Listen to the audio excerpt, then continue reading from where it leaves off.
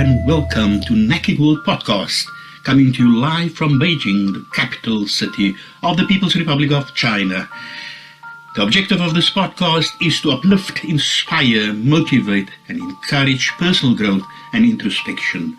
Naki World Podcast is broadcasted twice weekly, every Tuesday and Thursday at 1500 hours, 3 p.m. Beijing time, and published on Facebook, Twitter, Instagram, YouTube, and some major podcast platforms. I'm your host, RJ.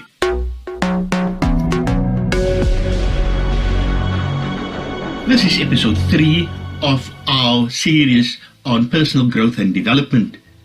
So far we've explored the theme Know Yourself, where we highlighted the importance of developing self-knowledge and self-worth. We also explored the theme Grow Yourself, where we highlighted that we'll need to learn from our limitations, build on our strengths, and develop healthy and productive habits. Today we want to focus on the theme Nurture Yourself. Why is it important to nurture yourself? At one time or another, we all feel down, stressed or pressured. If you don't take time to nurture and care for yourself, you will quickly become fatigued and end up having less to give to your loved ones, to your family, to those around you. When you take time to nurture and care for yourself, it's easier to have a positive and a happy mindset.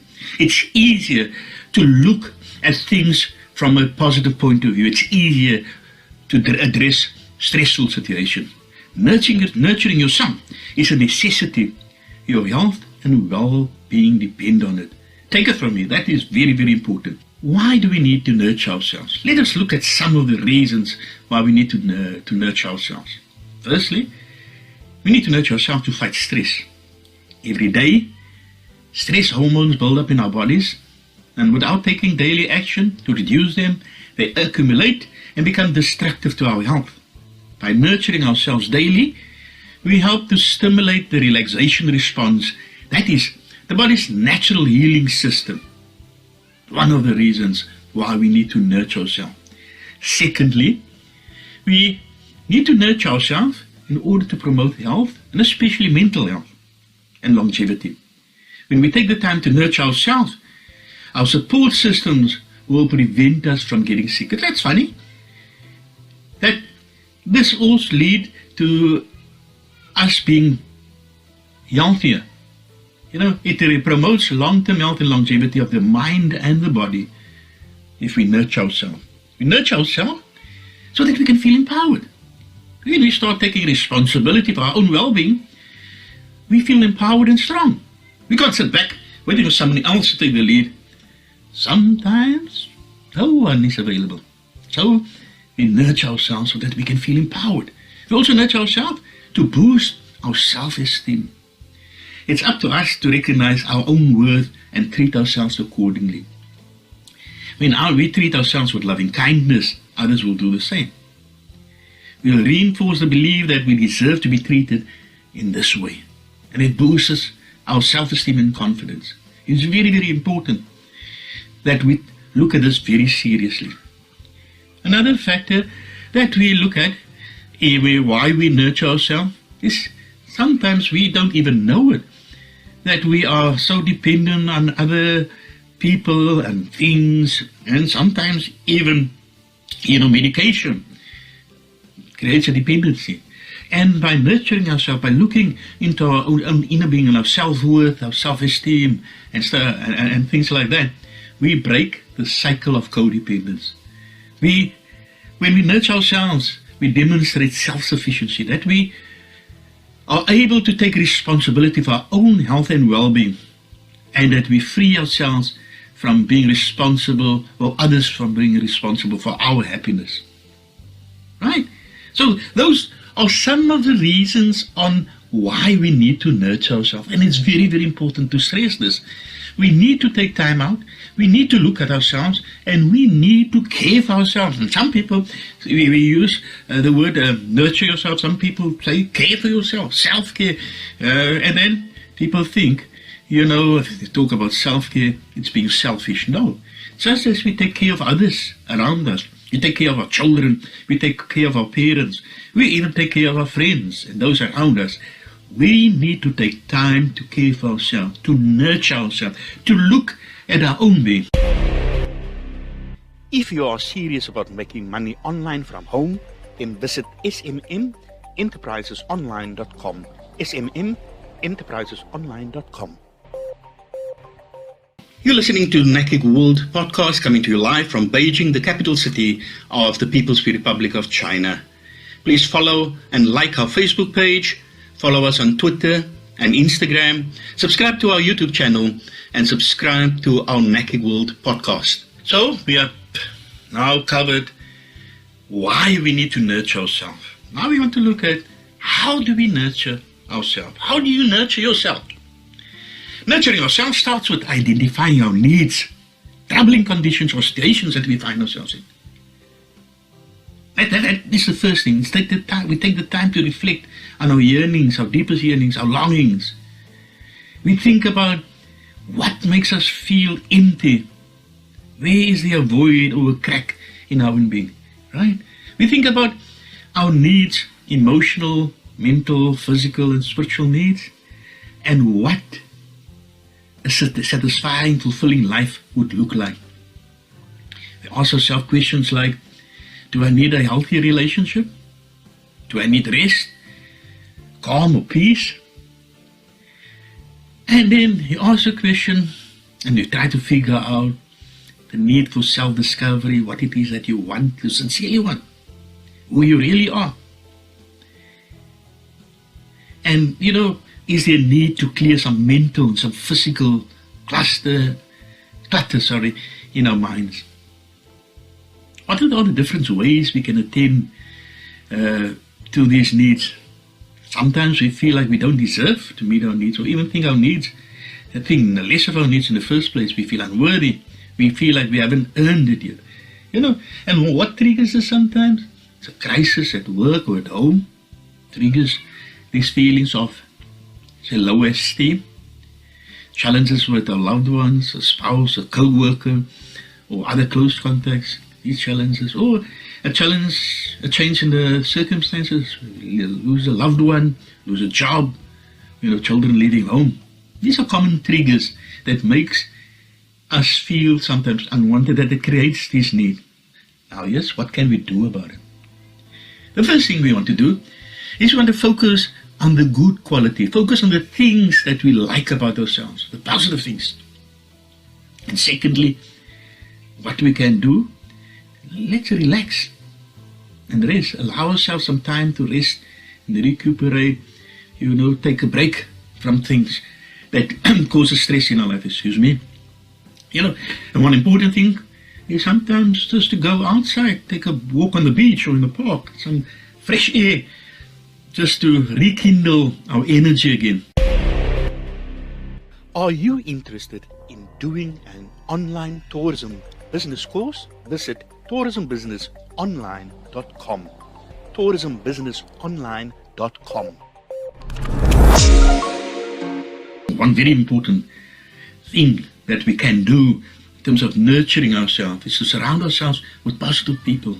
People who make us laugh and bring joy to ourselves. We take laughter. We ensure that we distance ourselves from negative people or friendships that puts a drain on us, or people that drains us psychologically. That helps to nurture and to take care of ourselves. And these are all items that we can do and the reason why I want to do this, because we want to nurture ourselves. We want to care for ourselves. Stop the negative thinking. Don't get out of the cycle of negativity. Small positive thoughts are good and great in caring for ourselves, especially when you feel down. Get away from those negative cycles, the negative thinking. And of course, a very important point is to get enough sleep. Plan, even if you need to plan a sleep routine for yourself, to ensure that your body and mind are fully restored. Get enough sleep. That is very important. And, I'm laughing because this is very important. If you want to nurture and care for yourself, you've got to stop worrying. Let go of things that's outside of your control. Accept what it is and let go of your worries. Sometimes it's easier said than done, but you've got to do something about it. No, and if you've got flaws, all of us, we're not perfect. Accept our flaws. Sometimes it means accepting bad feeling. Sometimes we tell ourselves, how this flaw and that flaw, just accept it. Everyone has flaws. And the more we tend to deny them, the more they keep persisting and then crush our ability to be confident. So accept our flaws. God has made us perfect. Yes, all of us have got flaws. Your flaws might not be my flaws. My flaws might not be yours. Make peace with it. Accept it for what it is. And then, we tend to be very busy with lots of things, and sometimes all it needs is for us to just slow down. Because you get carried away with the things around you. Tell yourself, listen, I'm going to slow down now. The important thing is that you love, accept, and you care for yourself. If you love yourself, you'll be more happier. And this happiness will spread around you and allow you to enjoy life to the fullest. Positive thoughts, positive outcomes.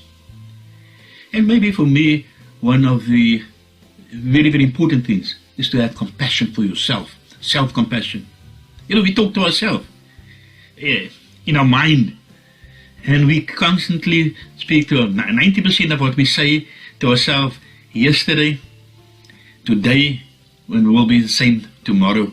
We have this some self-talk to ourselves. And in most cases, we bombard ourselves with negative self-affirmations. We don't feed our mind with positive self-affirmations. And here, I want to give you some suggestions. Sometimes we need to tell ourselves in the mind, I believe in myself, man.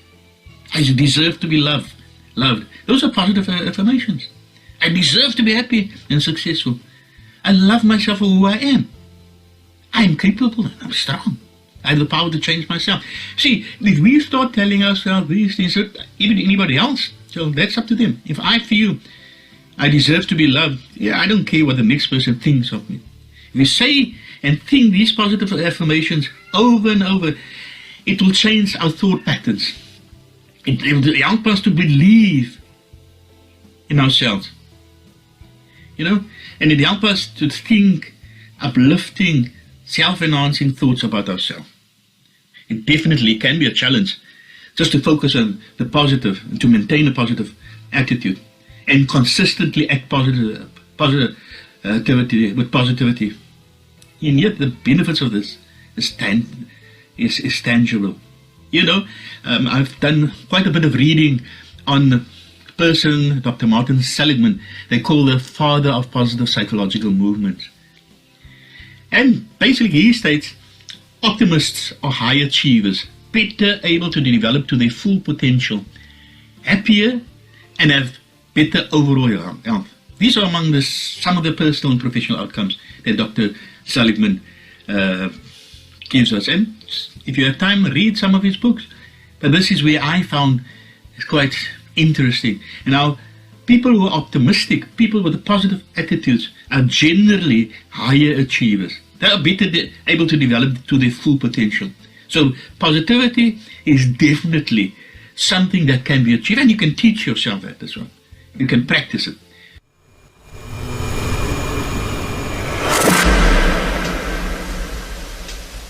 You're listening to NACIG World Podcast, coming to you live from Beijing, the capital city of the People's Republic of China. Please follow and like our Facebook page, follow us on Twitter and Instagram, subscribe to our YouTube channel, and subscribe to our NACIG World Podcast. Now, come to our final segment. I've got a quote from Albert Einstein. He said once, everybody is a genius, but if you judge a fish by its ability to climb a tree, it will live its whole life believing that it is stupid. Understand that? If you ask a fish to climb a tree, that is not a skill and ability that a fish has.